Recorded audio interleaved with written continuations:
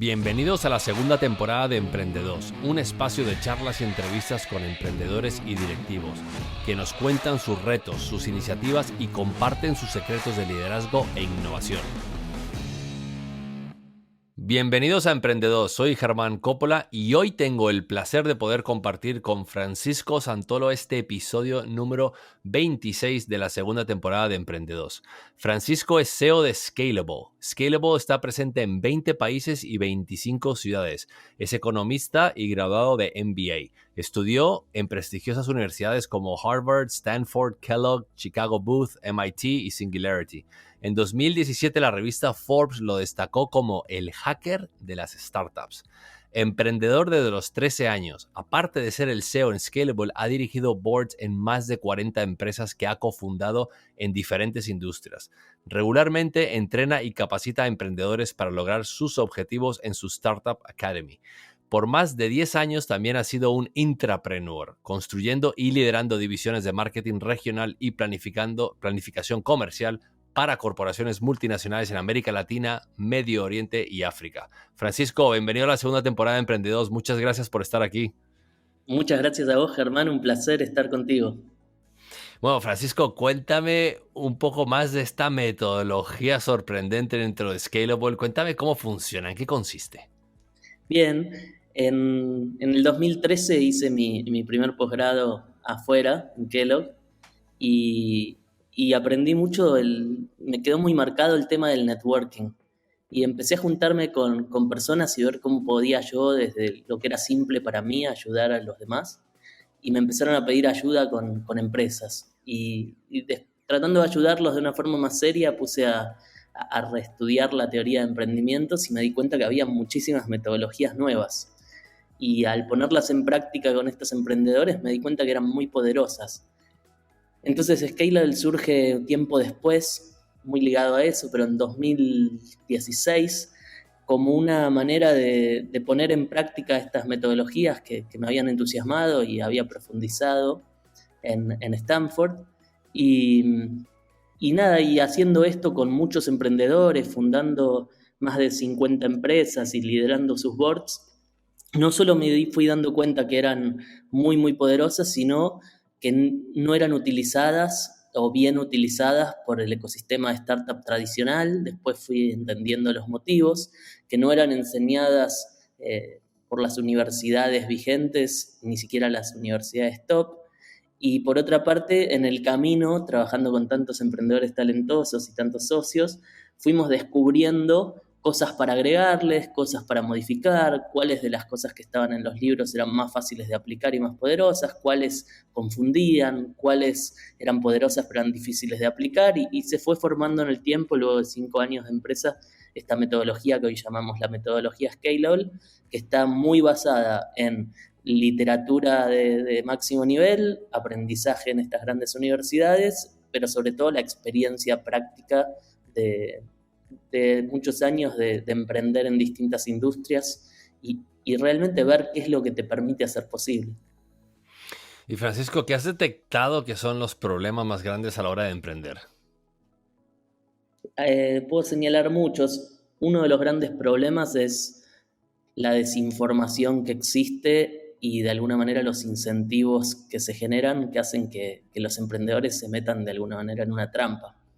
El ecosistema tiende a hacerte pensar que la manera de emprender es participar de concursos o lograr ser distinguido por otros, como que te den una validación, que te levanten el pulgar, Claro. y entonces conseguir inversión para poder seguir los próximos pasos, hacer rondas, crecer a toda velocidad sin entender bien todavía cuál es el modelo de negocio, creyendo que en el futuro vas a ver cómo encontrar ese modelo de ingresos y rentabilizar. Entonces hay muchas cosas que te cuenta el ecosistema y que te cuentan por consiguiente las grandes universidades y gobiernos, creyendo que están haciendo un bien, que te terminan haciendo confundir y perderte en el camino. Ese es uno de los temas. Lo que estoy viendo en la práctica desde que aplicamos estas metodologías más bajadas a tierra y más poderosas es, primero, que muchos emprendedores no tienen claro el propósito de por qué emprenden. y creen que la manera de lograr las cosas que desean en la vida es hacer una empresa, volverse millonarios o billonarios y después con ese dinero hacer posible lo que desean. Que tampoco terminan refinándolo demasiado muchas veces, o por lo menos el porqué de por qué desean lo que creen que desean. Nosotros como seres humanos nos mentimos mucho a nosotros mismos y en ese sentido no tenemos miedo de hablarnos con sinceridad.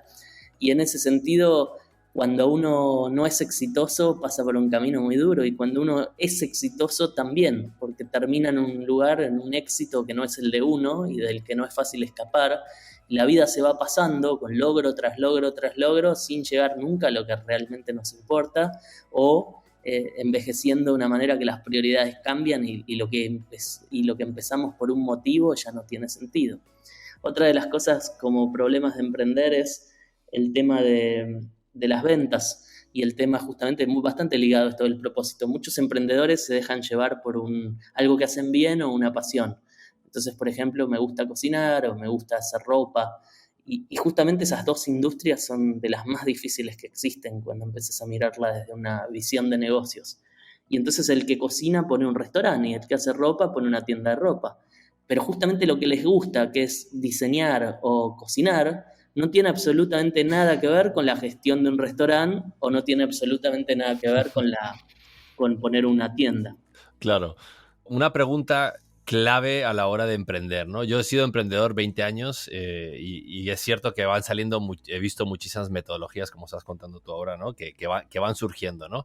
Y a veces a mí me pasaba que, ¿cuál elijo, no? O sea, ¿por qué camino tengo que ir? Porque están, yo qué sé, hay sprints, después está Lean Startup, hay un montón de ideas, metodologías, ¿no? Siempre están sacando libros nuevos como cómo optimizar tu tiempo, cómo optimizar tus recursos, cómo mejorar. Y la pregunta que yo siempre me he hecho es, bueno, ¿qué funciona para mí? ¿Cómo puedo yo lograr, si soy un emprendedor, definirme en cuál es la mejor hoja de ruta que tengo yo con esas metodologías? Me encanta, la pregunta es muy, muy buena.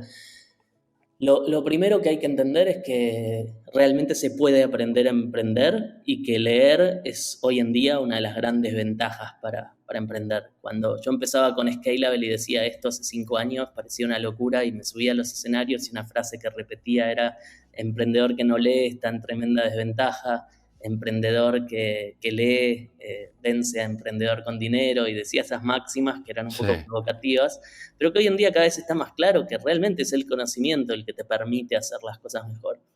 Y uno de los problemas ligados a lo que decía antes es que hay cada vez más metodologías y también hay cada vez más personas que lucran de esas metodologías, o enseñándolas, o haciendo consultoría, o distintas cosas. Y obviamente es mucho más fácil especializarse y es mucho más fácil dedicarse a una y venderla como la meca de las metodologías. Sí, venderla en el libro, ¿no? Vender el libro y ahí se queda, ¿no? Entonces algunos dicen que hacen Lean Startup y leen solo el libro de Eric Ries. Sí. Otros te venden, no sé, Design Thinking. Otros se especializan en lo de Google y también dan talleres junto con las cosas que hace Google. Cada uno se mete en lo suyo, pero lo importante es así. Yo creo que lo importante como lectores es estar abierto a leer y ir con el tiempo aprendiendo a filtrar qué tomar y qué no tomar. Creo que el tema de controlar un poco la ansiedad, de tirarse a la pileta a ejecutar, que en el pasado era lo principal, y empezar a entender un poco más antes de hacer las cosas y sobre todo entender cuáles son los pasos para emprender, porque hoy hay distintas metodologías que sí te dan pasos, sí te dan orden en lo que estás haciendo, es fundamental. Y se puede hablar mucho de esto, pero lo primero que yo diría es: hay que entender cuáles son metodologías de negocio que te permiten de una forma integral hacer un emprendimiento de principio a fin. Hay que entender cuáles son metodologías de programación, hay que entender cuáles son metodologías de diseño de productos, de MVPs, hay que entender cuáles son metodologías de conocimiento del cliente. Y a veces, muchas veces, por ejemplo, las consultoras le venden Agile, que es la agilidad, a las grandes multinacionales como si fuera la clave para la transformación, cuando en realidad lo que hacen es enseñan un poco de Scrum, que es una metodología de productividad que viene de sistemas, y lo mezclan con lo que ya existía, que es todo lo contrario de agilidad, y termina habiendo un híbrido en el cual se pierde toda esa agilidad, se malinterpreta y las empresas se Un autodestruyen. desastre, ¿no? Termina Un todo en un desastre. desastre. Y así pasa mucho. Por ejemplo, otra divertida es capacitan a la empresa en Design Thinking, la empresa siente que está en el futuro. Design Thinking permite desde la empatía con el cliente terminar construyendo soluciones y productos de una forma mucho más ágil y eficiente, pero después cuando van a implementar ese producto que construyeron pensando en un público específico con el que empatizaron, terminan gastando el mismo dinero que antes, poniéndolo en el proceso largo que antes, y si no lo hacen, lo venden con el mismo canal de venta a los clientes de siempre, sin darle incentivos a los vendedores diferenciales, por lo cual se le saca foco, se le vende a la persona incorrecta y todo lo que se hizo con Design Thinking ya no sirve. Entonces la gente se queda con esta ilusión de que está siendo innovadora cuando en realidad lo está aplicando muy mal. Hmm. Cada una de esas metodologías son parte de una metodología o se pueden apoyar en una metodología. Y hoy en día no hay tantas metodologías ligadas a negocio integrales. La principal y la mejor para mí es Customer Development, que se estudia muy poco porque el libro es muy complejo y sobre todo porque es la parte de negocios de Lean Startup que Eric Ries no nombra claramente dónde está. Entonces pocos buscan ese libro, este plan, y lo leen en profundidad. Mismo pocos capacitadores y te enseñan Lean Startup sin la parte de negocio, lo cual genera muchísimos problemas. Y otras metodologías son, por ejemplo, en MIT hay un profesor que se llama Bill Olet, que lo que hace es Disciplined Entrepreneurship, que son 24 pasos para emprender, bastante inspirada en esta primer metodología, pero bueno, de una forma diferente. Es lindo porque las dos metodologías tienen de sus mismos autores cursos online gratuitos donde uno por lo menos puede hacer una aproximación a de qué se trata. El de MIT es muy completo. Y bueno, y Francisco, pero tú en Scalable realmente es como una academia, ¿no? O sea, ¿cuál es el proceso mío para formar parte y digamos qué cosas puedo aprender estando dentro de Scalable? Excelente.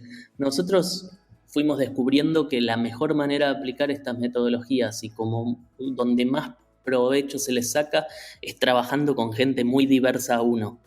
De esa mirada diferencial que viene de experiencias de vida totalmente distintas, de haber nacido en un lugar distinto, de trabajar en industrias distintas, de tener distintos niveles de educación y cosas distintas, etcétera, sale lo más increíble. Siempre decimos que la persona más inesperada en lo emprendedor es la que te da te da la llave a tu deseo. Y en ese sentido, en Scalable, desde el comienzo, cuando yo empecé con un proceso de incubación de empresas, primero seleccionaba gente con mi experiencia corporativa y trataba de ver el potencial, la capacidad, el currículum, los valores. Y después me di cuenta que no funcionaba eso. Era un desastre el resultado. Sí, lo Y empezó a clásico, ¿no? Lo funcionar. clásico de toda Claro. la vida.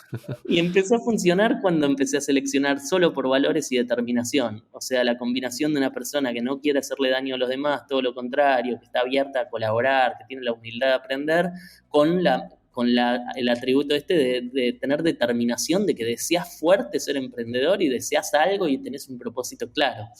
Y en ese sentido, para el curso de Scale, lo que hacemos es cada vez lo estamos haciendo. Empezó siendo un curso muy premium y muy caro, lo vendimos en todo el mundo, yo viajaba de país a país, salía por 2 días por lo menos $2.000. Esto se vendía hasta en mercados donde $2.000 es una locura, y igual se pagaba, pero en el último tiempo y con el tema de digitalizarlo, estoy apuntando a que el curso de base que nos da el ingreso a la comunidad, siendo la comunidad mi propósito y lo más importante, y hoy somos más de 1.500 personas en 50 países que colaboramos entre sí, y al final es lo que le da la mayor fuerza a esa aplicación de la metodología como un lenguaje común. Pero la idea es cada vez hacer más accesible el curso. Hoy está costando unos 200 euros o $250, y la idea es irlo bajando en el tiempo, buscando becar más gente, y queremos que la mayor cantidad de gente tenga acceso a estas herramientas básicas, y después, una vez dentro de la comunidad, tendremos más posibilidades de seguir aprendiendo.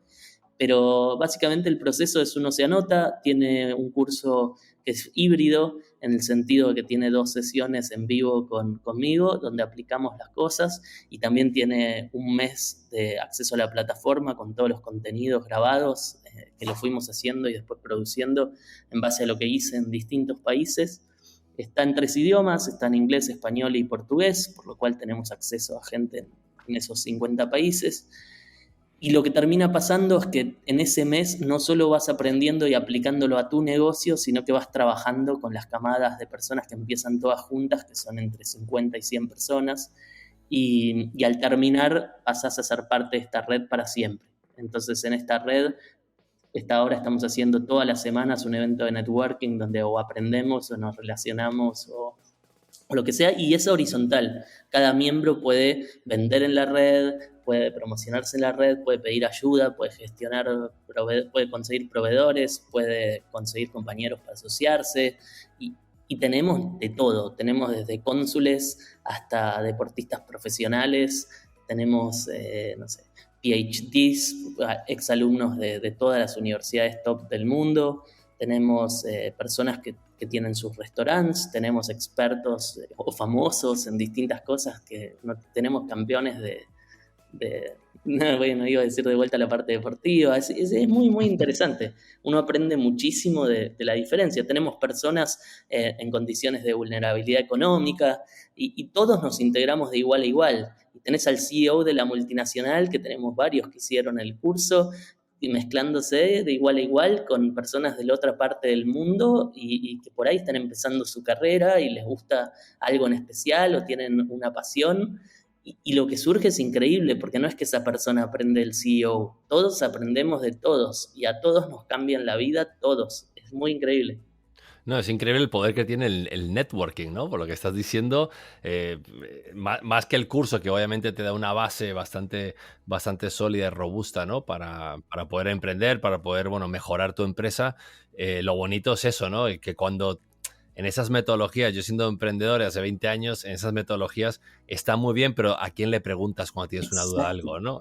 Es que ahí No, viene el ¿sabes problema algo y que pasa desapercibido? Las total, metodologías y emprender es todo ligado a personas, es todo darle valor a otros de una forma que pueda sostenerse en el tiempo y donde el intercambio de valor se dé de una manera que vos consigas lo que quieras.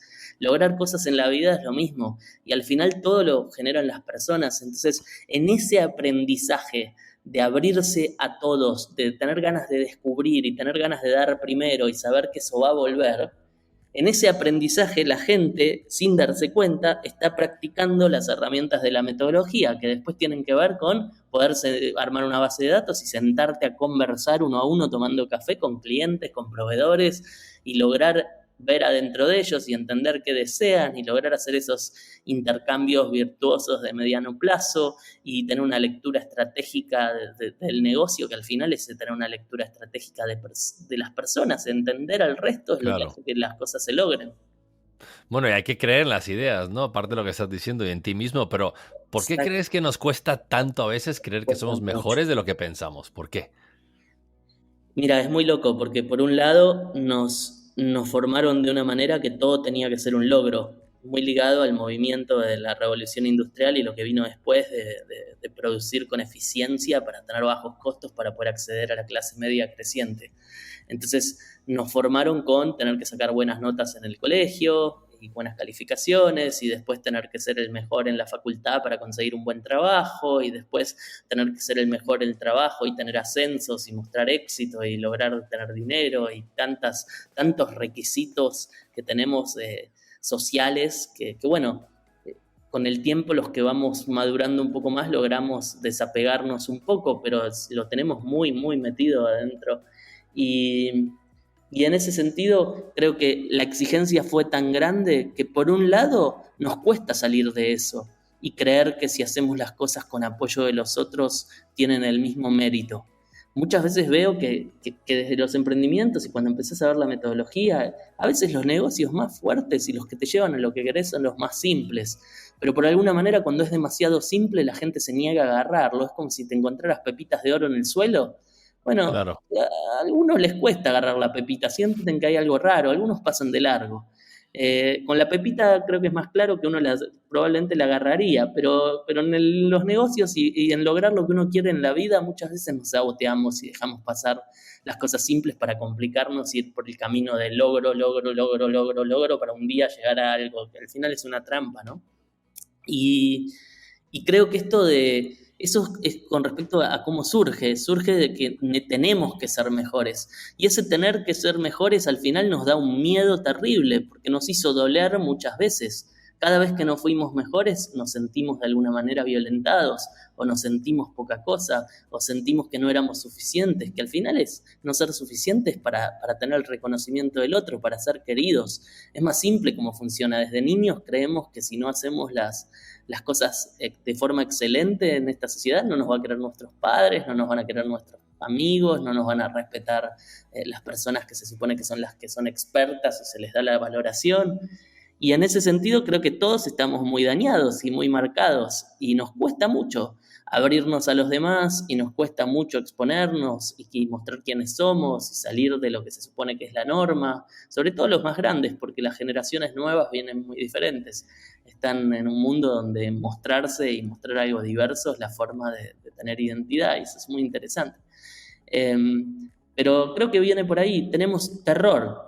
Yo creo que estamos con la Claro. tecnología avanzando a toda velocidad, pero todavía no sabemos comunicarnos, todavía no sabemos escuchar al otro, todavía no sabemos entender que es distinto, todavía no sabemos lidiar con el diálogo y no con violencia cuando la diferencia del otro nos amenaza, nos hace creer que nos amenaza.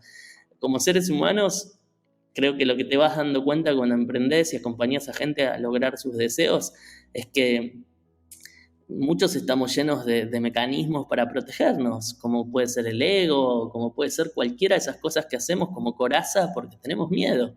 Entonces, cada vez me doy cuenta más apoyando a grandes ejecutivos y a personas que todo se trata de miedo y amor y ganas de estar a salvo. Y Claro. es increíble, estamos todavía ahogados por esas situaciones. Sí, los principios básicos en el fondo, ¿no? Y es curioso porque estás diciendo una cosa que a mí, por ejemplo, me encanta practicar mucho, que es enamorarme del proceso y no del resultado final, porque Exacto. estás hablando mucho de eso, ¿no? De tengo que conseguir esto, un ascenso, tanto dinero, tanto X para ser exitoso, ¿no? Y después cuando llega ese momento, ¿qué? ¿Qué pasa después, ¿no? Y esa incertidumbre que tienes después, ese abismo, ¿no? Que hay, ya encontré la felicidad, no, la felicidad se encuentra buscando la felicidad, ¿no? Como Y dicen. sí, porque muchas veces cuando alcanzás ese logro que crees que es el logro que te traía la felicidad y tenías todo tu plan, pero después te olvidaste que estabas buscando, llegás al logro y la felicidad no la encontraste, la perdiste. Y todas las cosas Claro. que creías que ese logro te iban a ayudar a disfrutar, y estabas considerando que tenías cosas que en el proceso del logro las perdés. Porque el logro y el proceso del logro depende cómo uno lo arme y lo diseñe, y por eso es muy importante tener foco y tener claridad de lo que uno está haciendo siempre. A veces uno se aleja de sus amigos, se aleja de su familia, sin darse cuenta le dedica demasiado tiempo al trabajo y llega el logro y el logro en sí mismo no trae nada. Entonces es muy importante el camino que uno decide hacer y por qué, y mantener esa libertad y mantener esa capacidad de ir cambiando en un mundo tan volátil. Bueno, tú te defines como un nómada digital, ¿no? En cierta forma, ahí está tu proceso de la felicidad, ¿no? ¿Qué ventajas y desventajas tienes adoptando, o sea, ese tipo de metodologías, ¿no? El mundo es tu casa. El mundo es tu casa. Bueno, lo primero para contar es que es posible, que es posible que el mundo sea tu casa, que lo he vivido y que no requiere ni tener mucho dinero ni nada, solo requiere la decisión de hacerlo.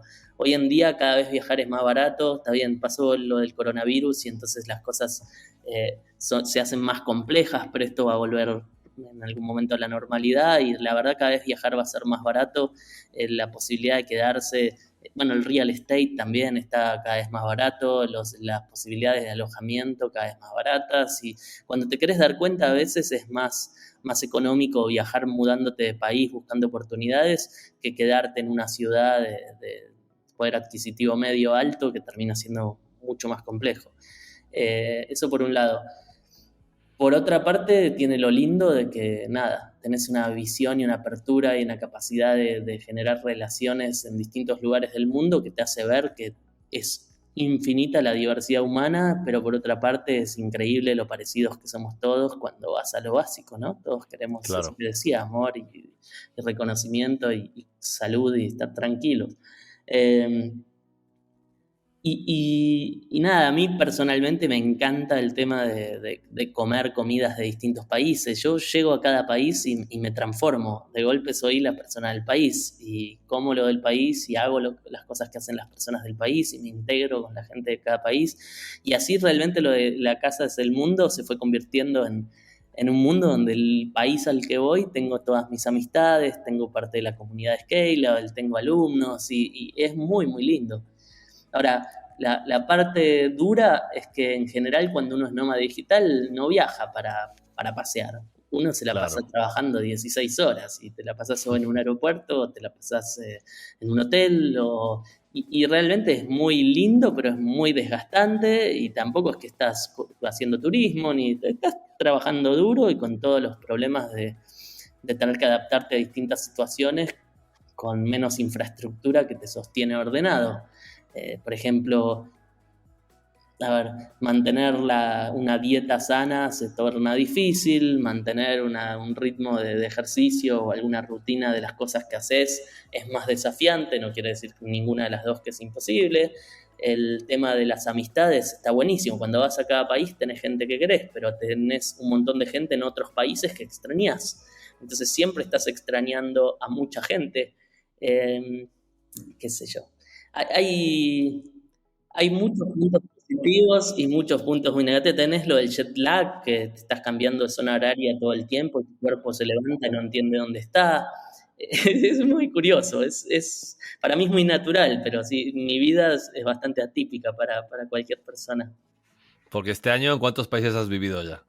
Bueno, yo estaba viajando en los últimos 3 años antes del coronavirus, estaba haciendo un país cada 2 semanas o cada semana, imagínate, y hacía una vuelta al mundo, contando vuelta al mundo, no sé, partir de Sudamérica, pasar por casi todos los continentes y volver por mes. Y eso fueron 3 años enteros, así que imagínate la mezcolanza que tenía.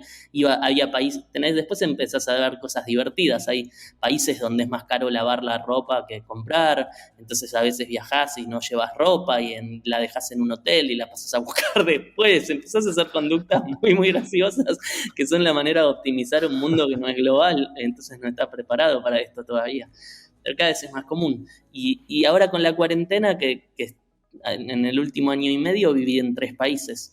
Entonces me busqué la manera de poder seguir viajando. En vez de hacer cada semana, lo hice cada 6 meses. Claro, claro. Bueno, eso está bien. Por lo menos ya el mundo lo tienes más que conocido, ¿no? Ahora te tocará algún día viajar solo por disfrute, ¿no? Eso estaría bueno. Mira, después de 5 años, está bueno e importante para los que quieren emprender. Y también depende del objetivo y la ambición que uno tenga y lo que decida hacer y la complejidad y cómo lo arme. Pero después de 5 años de trabajar sábado, domingo y muchas horas por día, me estoy tomando mi primer semana de vacaciones hoy al terminar la tarde. Así que es una maravilla. Ah, bueno, bueno. Sí, sí, sí, sí, sí, ¿Qué sí. tenés planificado para esa semana de vacaciones que no Eh, llevas va, a teniendo hace cinco parecer, años? va a parecer un poco atípico también, pero lo que tengo planificado es no hacer nada. Es más, quiero forzarme a no hacer nada. O sea, tengo que aguantar una semana sin hacer las cosas que haría, ¿entendés? Sin ponerme a estudiar o sin ponerme yo qué sé, a trabajar o sin ponerme a crear cosas nuevas o sin necesito escucharme. Quiero frenar, mirar hacia atrás, mirar todo lo que pasó en mi vida, lo que atravesé, lo que logré, y reinventarme desde la escucha y desde que surja lo nuevo en ese silencio. Eso tengo ganas de hacer. Buenísimo. Bueno, te deseo todo lo mejor en esa semana del nada, ¿no? Muchas gracias. Llamémosle la semana del nada. ¿Cómo nos cuesta los seres humanos hacer nada? La verdad Yo- es algo tan lindo y no Bueno, parece quién imposible. sabe, ¿eh? Si estás muy acostumbrado a hacer cosas, así que va a ser difícil, pero bueno, se Sí, puede, seguro que se puede. Te quería preguntar sobre el boom que hay ahora mismo en la creación de startups. Bueno, ahora mismo llevamos ya unos cuantos años, ¿no? Que cada chaval joven decide montar una empresa y dice, bueno, venga, voy a cambiar el mundo, voy a crear una startup, como decías tú antes, ¿no? Multimillonario y venderla, tener un exit y vivir la vida de mis sueños, ¿no? Y muchos creen que se basa solo en tener una idea, ¿no? O un MVP o buscar un inversor para triunfar. Pero yo creo que eso está muy lejos de la verdad, ¿no? ¿Qué sí, consejos le darías a los que creen que ese es el modelo a seguir? bien. Bueno, el primer consejo siempre que uno vaya a meterse en cualquier cosa, cualquier organización humana o cualquier esquema de incentivos humano de alguna manera, es pensar tratar de analizar cómo es que ganan las personas que interactúan con vos. Entonces la clave en el ecosistema de startup actual es comprender un poco cada uno de los actores, las incubadoras, las aceleradoras, las universidades, los venture capital, los inversores, los emprendedores, y tratar de entender cómo gana cada uno. Cuando empezás a analizarlo, te vas dando cuenta que los que dirigen el ecosistema, que en general son los intermediarios que conectan inversores con emprendedores, los principales se llaman venture capital, en realidad ganan dinero como fees del dinero que recogen. O sea, su principal forma de generar ingreso, que se va a través de salarios, es el tema de cobrar un porcentaje del dinero que recaudan. Después sí, también tienen ganancia por el tema de si las empresas durante los 7 años del fondo son un éxito o no son un éxito, y si hay rendimientos, se llevan parte de esos rendimientos. Pero ¿para qué poner tanto foco en el futuro en un negocio tan volátil donde la mayoría fracasa? Porque eso hay que decirlo, la mayoría de los VCs fracasan. Si podés ganar muchísimo dinero rápidamente en cada ronda, y con rondas de billones de dólares hay algunos que cobran entre de 2 hasta 10% de cada ronda. Wow. Entonces, en una ronda de 30 billones, tomando cosas grandes como Uber o lo que sea, te estás llevando con el 10, te estás llevando 3 billones de dólares a tu casa, que se supone que es un fee de administración, pero la administración son tus propios salarios muchas veces. Entonces, pensando de esa manera, obviamente las cosas que te van a contar los VCs en el momento que entres por el camino tradicional, si vos entras a armar un emprendimiento con un propósito más allá de ganar dinero, de alguna manera cuando vas por el camino tradicional estás destinado a vender esa empresa, porque el punto final de estas empresas es siempre un exit, es una venta, una salida. Estás por un lado condenando a eso, por otra parte vas a ir perdiendo control en cada una de esas rondas, porque se te va a ir diluyendo tu porcentaje. Por otra parte, los contratos que se firman son muy duros y es muy difícil poder negociarlos de una forma adecuada, porque en general los abogados son muy caros y vienen del lado de ellos.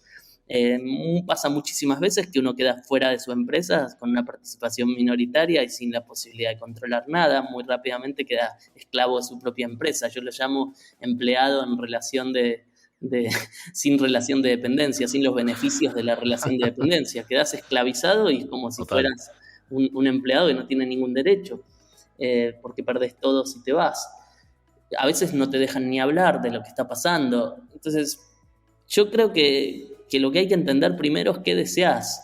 Y si lo que deseas es libertad, no es el camino. Y si lo que deseas es dinero, muchas veces no es el camino, porque como ellos dicen en su modelo, 99% de los emprendedores fracasa. 99% es mucho. Realmente, tiren si tuviéramos un dado de 100 números, quiere decir que 1 a cada 100 te va a tocar tu número. Es mucho. Es mucha la posibilidad de fracaso, después de muchísimo esfuerzo y después de quedar atrapado quién sabe cuántos años. Entonces, con las nuevas metodologías uno puede, apuntando a lo que realmente desea, no solo llegar a lograrlo, sino armar el modelo de negocios y la estrategia de forma tal que las actividades que vas a hacer en el día a día y cómo vas a vivir este proceso de emprendimiento, este camino, no solo el destino, sea más acorde y esté mucho más cercano a lo que realmente deseas y soñás. Y ahí gran parte de lo que te manipula ir por el camino tradicional es que nos convencen que la única manera de emprender es el dinero y que el foco es poner mucho dinero como una inversión para llegar al futuro y tener dinero. Y justamente ese planeo consigo dinero, ejecuto y veo qué pasa, es la mejor manera de definir cualquier persona que esté pensando en los negocios como el pasado. Porque en el presente no se trata de hacer inversiones como si fuera esperando un valor esperado positivo, analizando las probabilidades y viendo escenarios. Esa es la manera vieja de pensar los negocios. La manera nueva de pensar los negocios es tener las herramientas para adaptarse a un mercado y a un mundo volátil y poder partir del aprendizaje siempre, partir desde la escucha y desde el testeo de qué le genera valor a una serie de actores para armar un negocio que no es más que una serie de incentivos y procesos y es un modelo de negocio en el cual generás valor a los distintos actores que decidiste, porque vos los decidís, y capturás parte de ese valor.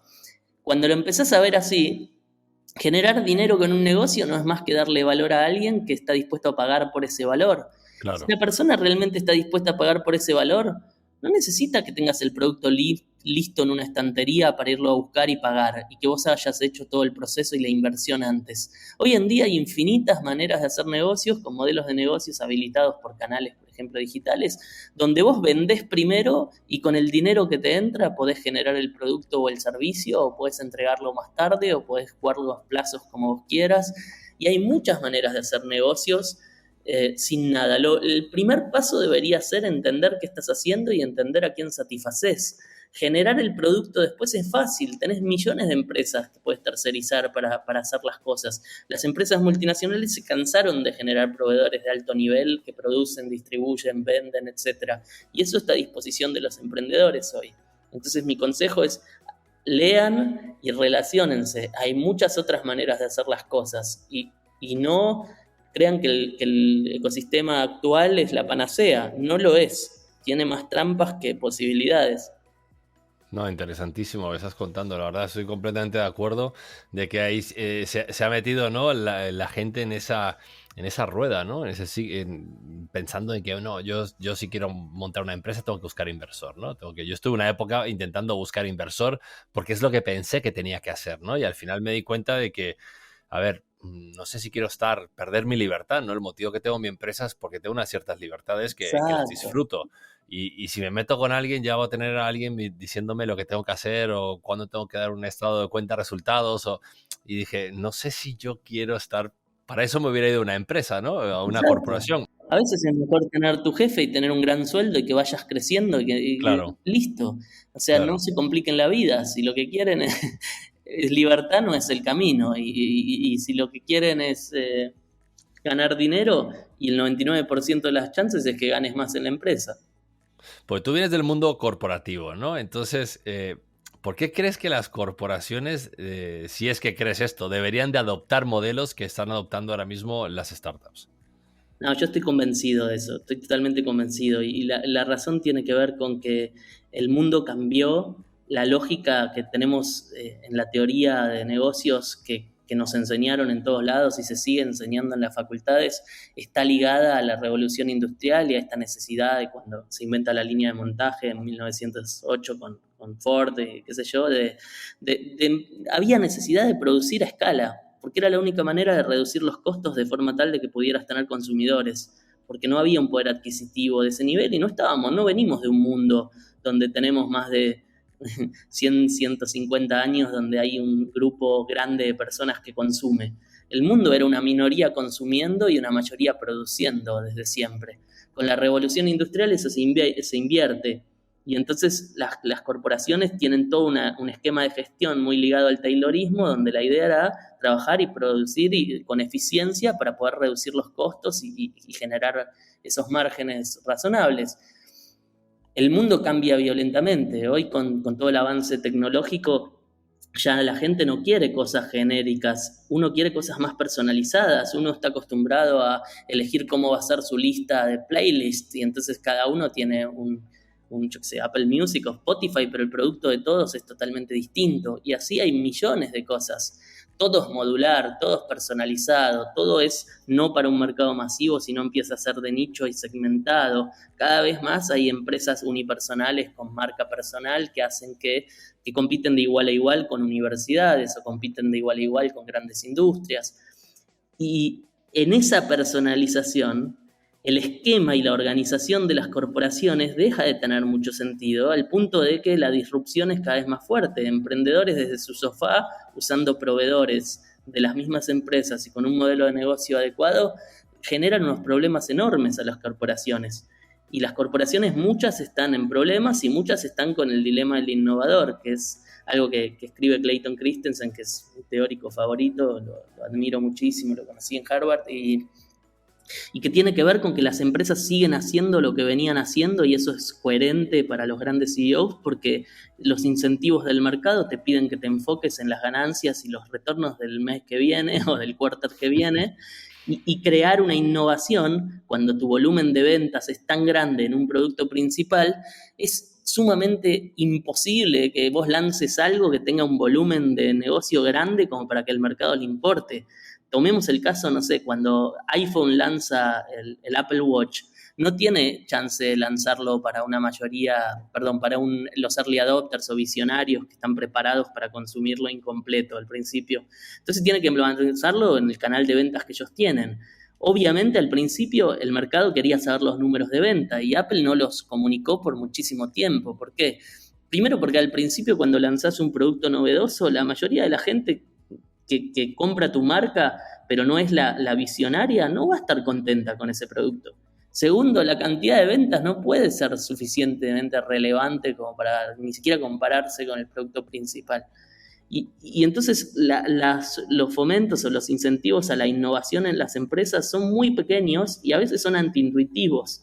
Y para poder hacer ese cambio y para poder salir de la forma tradicional de generar productos para el mismo cliente con el mismo canal de ventas y esas innovaciones de sustentación que se solían hacer, la única manera es cambiar el mindset de los ejecutivos y es dotarlos de las herramientas emprendedoras, pero no como está pasando ahora, que les venden buzones y van y les venden allá y les desarman la empresa, o les venden design thinking sin explicarles de qué se trata, o todo termina siendo muy cumplir con que estamos innovando.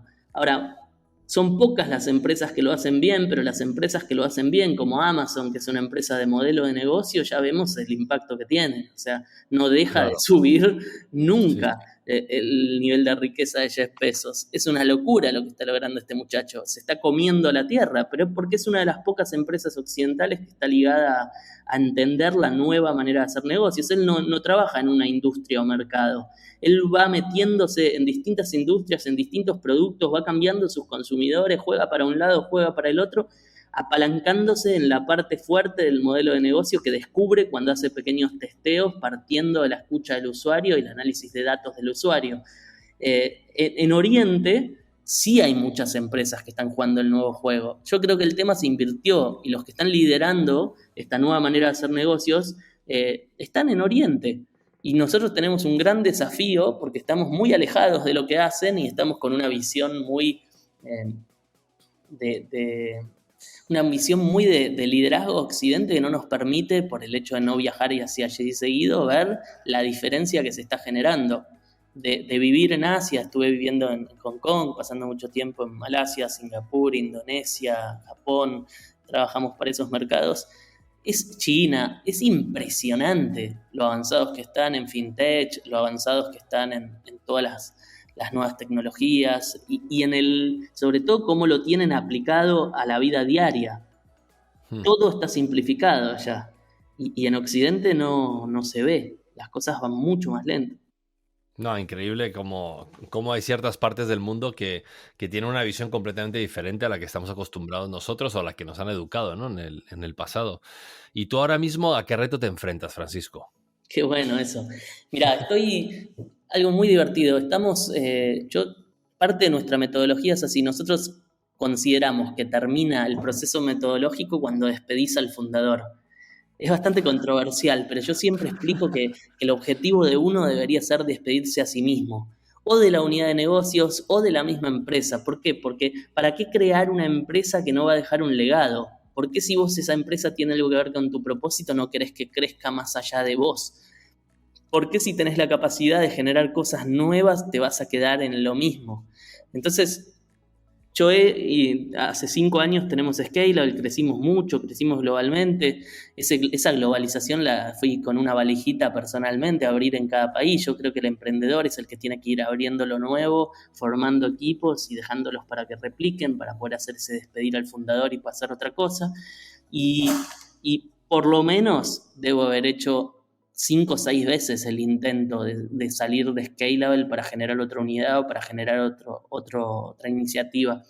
Y fue en el tiempo, primero un desastre y después fue mejorando. Hace por lo menos 3 años que tengo una directora general en Scalable, que es María Paula Russo, que es talentosísima, y ahora estamos haciendo la transición para que ella ya dirija por completo la empresa y veo no solo súper sólida Pau, sino que tenemos al equipo muy sólido.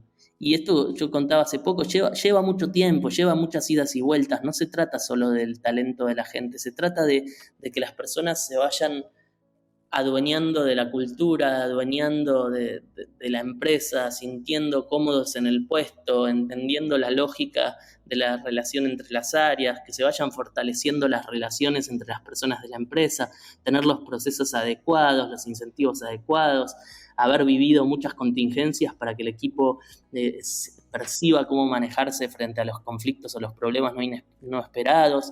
Y en este momento siento que tengo unos directores fuertísimos y que Pau está haciendo un trabajo como siempre extraordinario y no solo estoy tomando vacaciones por primera vez, sino que siento que ya al volver mi rol va a seguir ligado a las nuevas unidades de negocios y no al trabajo del día a día de Scalable, ni siquiera la parte estratégica del día a día de Scalable. O sea, te vas a autodespedir. Sí, yo ya estoy autodespedido en este momento de la unidad de negocio de cursos, de la parte de comunidad y su gestión, de todas las partes principales de Scalable, lo que soy.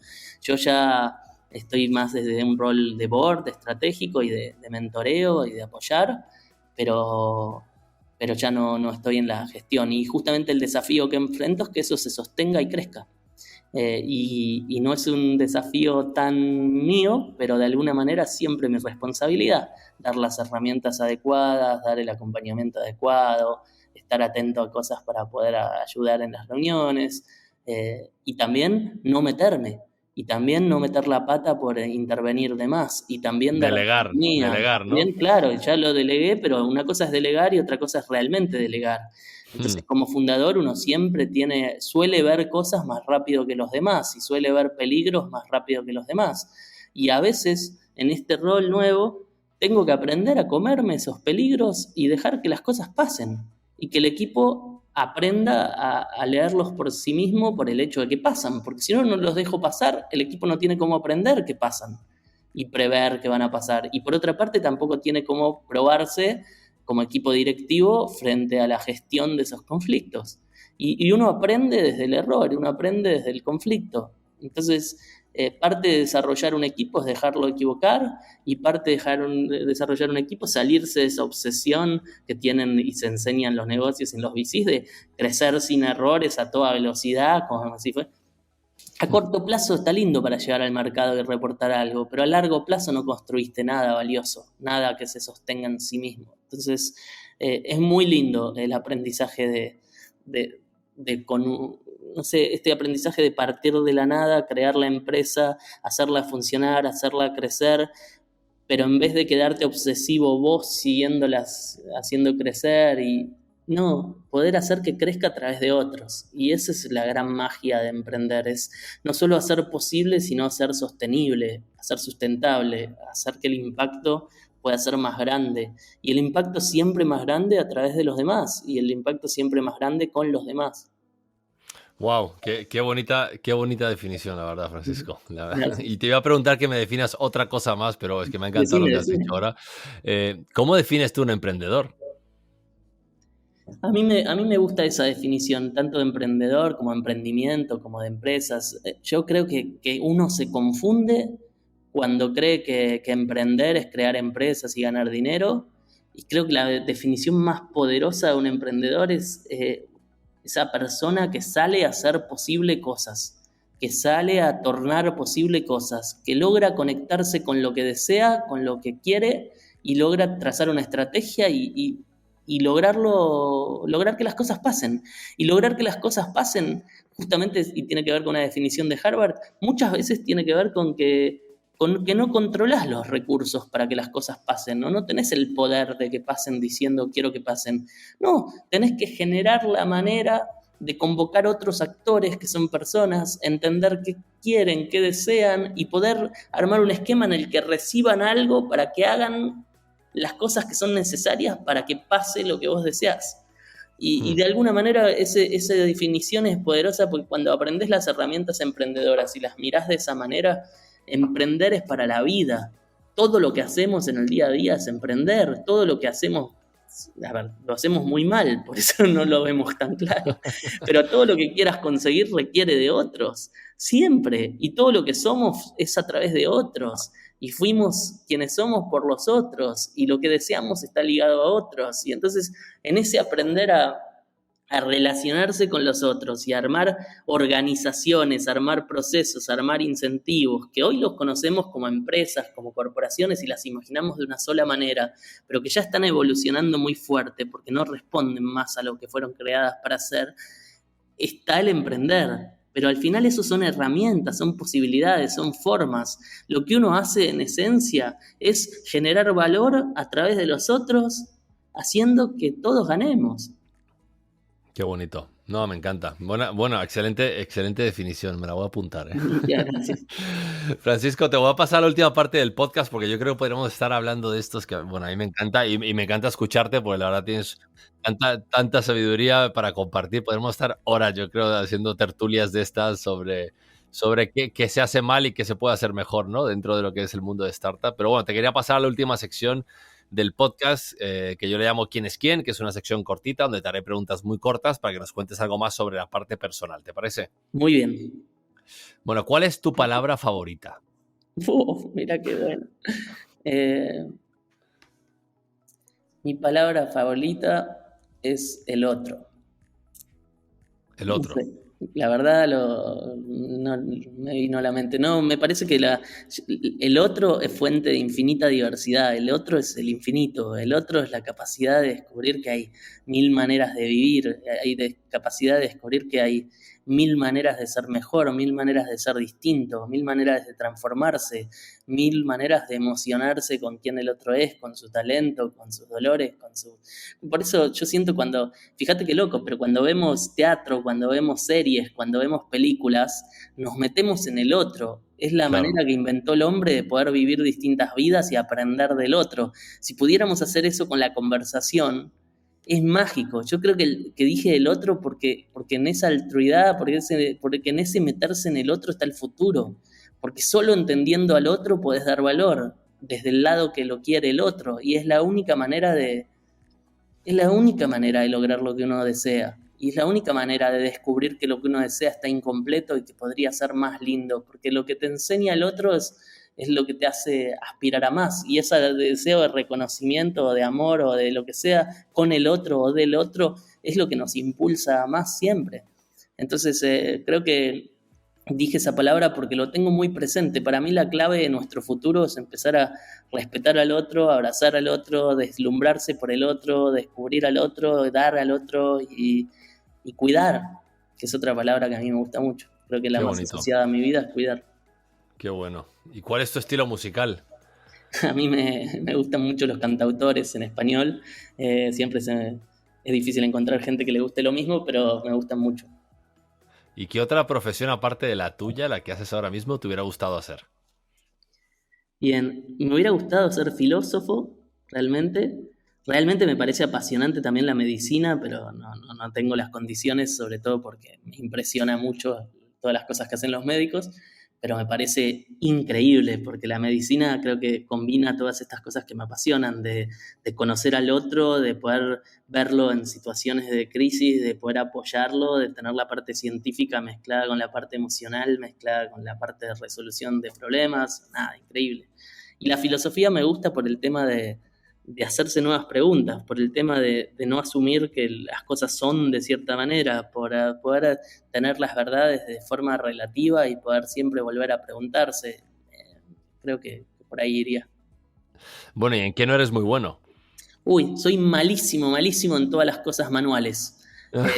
No logro sostener una taza sin que se caiga, soy torpe, cocino muy rico, pero ensucio todo. Ahora estoy practicando cómo ser más prolijo, pero me cuesta muchísimo. Mis manos son muy torpes, muy torpes. Entonces, en eso no soy nada bueno. ¿Y qué limpias antes? ¿Tu habitación, tu escritorio Mira, o justo no llegamos a sé la si tenés misma. coche? No, ahora no tengo, pero tuve coche y me gustaba mantenerlo limpio, la habitación. ¿O cuál es la tercera? Tu escritorio.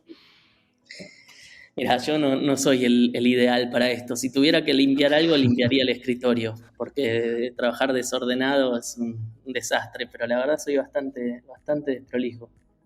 Y tu mejor viaje de todos los que has hecho, porque claro, has estado viajando por todo el mundo en infinitas ocasiones, ¿cuál ha sido el que te ha marcado más? Bueno, la verdad es impresionante las cosas que me vienen a la mente, pero yo creo que hay dos lugares en el mundo que para mí son únicos. A mí, si pienso en un lugar, pienso siempre en Roma, que me parece un lugar mágico y romántico y perfecto, y también en Japón, que me parece una ciudad salida de este mundo. O sea, perdón, Tokio, cuando estás en Ujú. Tokio, bueno, Osaka también, Kioto, pero cuando estás en Tokio sentís que estás en otro planeta. Me parece increíble la experiencia también. Y si tuvieras un superpoder, ¿cuál sería? Wow. Si tuviera un superpoder, yo siempre digo que tengo un poder que es esto de, que todavía estoy tratando de descifrar, porque le empecé a prestar atención hace poco, que es esto de leer a las personas y ver adentro de las personas. Y me encantaría, la verdad sería durísimo, ¿no? Pero me gustaría tener el poder de ver adentro de las personas, por más que duela, y poder ayudar un poco más al mundo desde entender a las personas cuando están actuando de forma que dañan. Igual, si tuviera que elegir un superpoder de una forma más aspiracional, elegiría volar. Me encanta volar. Bueno, ese sí, ese es buenísimo, ¿no? Yo Sí, yo sí, creo que sí. a todos. Viajarías Sí, más rápido y sí, no tendrías el tanto primero jet que te lag, di ¿no? es un tormento, pero creo que apoyaría. Y el segundo es un deseo. ¿Y cuál ha sido o cuál es tu mayor inspiración? Bueno, como mayor inspiración difícil, pero me vienen a la mente, bueno, primero mi madre me marcó quién soy, con lo bueno, con lo malo, pero siempre fue todas estas cosas de sensibilidad, de estudio, de emociones, de cuidado del otro, de alteridad, etcétera, vino todo por mi madre y todo lo que se mató para que yo aprenda y todo lo que yo me resistí. Pero me inspiraron mucho Muhammad Yunus con el Banco Grameen cuando yo recién empezaba mi carrera. Hacía un libro Sin Pobreza, que es un libro de él, me inspiró mucho Clayton Christensen desde los negocios y su mirada muy humana de los negocios. Eh, Desde la teoría emprendedora me inspiró mucho Steve Blank, realmente impresionante. Desde la filosofía me inspiró un profesor que tuve mucho tiempo, que quiero mucho, que es Hugo Mujica. Eh, y me inspiran las personas que se animan a abrazar su talento y hacer algo transformador con él, no importa lo que digan los demás. Qué bueno, qué bueno. ¿Y cómo te podemos contactar, Francisco? Con Francisco Santolo estoy en todas las redes sociales y respondo en todas ellas. Bueno, Francisco, yo te quiero agradecer enormemente, la verdad. La verdad me has dejado, es creo que el primer podcast que hablo muy poco, por no decir casi nada, porque me ha encantado todo lo que Qué tienes que contar. genio, muchas gracias. Eres una inspiración, la verdad que te admiro muchísimo todo lo que estás haciendo y todo lo que quieres hacer y cómo quieres no solo construir empresas, sino dejar ese legado tan bonito, ¿no? Que lo tienes muy claro y que lo estás haciendo y, bueno, dejando esa huella y ayudando a todos los demás, ¿no? Que tengan esas grandes ideas y esos grandes conceptos y convertirlos en una realidad que bueno, es el sueño de cualquiera, ¿no? Que quiere emprender, es convertir su sueño en realidad, ¿no? Cual sea que sea el sueño, en Scalable lo más probable es que te van a dar los mejores consejos que puedas conseguir. Yo personalmente me voy a apuntar porque Ah, qué bueno. voy a hacer tu masterclass porque me parece Me encanta, y me bienvenido. encantaría formar parte de tu comunidad porque creo que es ahí donde está el mayor valor, ¿no? Cuando todos podemos compartir, ayudarnos y mutuamente Exacto. mejorar el mundo en el que vivimos. Así que te quiero agradecer enormemente de todo corazón que hayas participado. No, yo te agradezco mucho por el espacio, una generosidad gigante y la admiración es mutua. Un gran abrazo. Igualmente, Francisco, abrazo grande, muchas gracias. Cuídate muchísimo. Chao.